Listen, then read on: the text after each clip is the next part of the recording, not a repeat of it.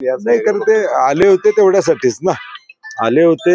मी मगाशी म्हणलं तसं कोल्हापुरातल्या स्थानिक भाजप शिवसेना राष्ट्रवादी नेत्यांची त्या ठिकाणी विश्वास कोल्हापूरकरांना देण्या एवढं या ठिकाणी विश्वास राहिलेला नाही आणि म्हणून या दोघांना यावं लागलं की आम्ही आहोत त्यांच्या पाठीमागे सांगण्यासाठी.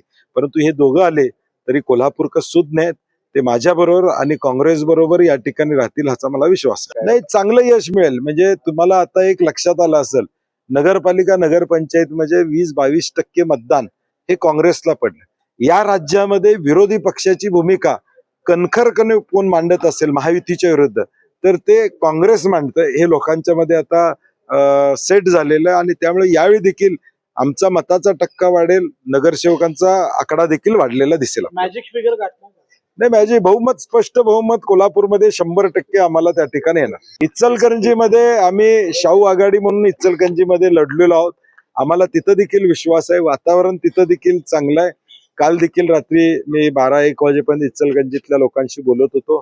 त्यांनाही कॉन्फिडन्स आहे, कारण की तिथं मूळ भाजप आणि नवीन भाजप यांच्यातला संघर्ष आहे. आता मूळ भाजप सतरंजा उचलते आणि नवीन भाजप खुर्चीवर बसलेला आहे. त्यामुळे आता त्याचाही उद्रेक आम्हाला इचलकरंजीमध्ये पाहायला मिळेल.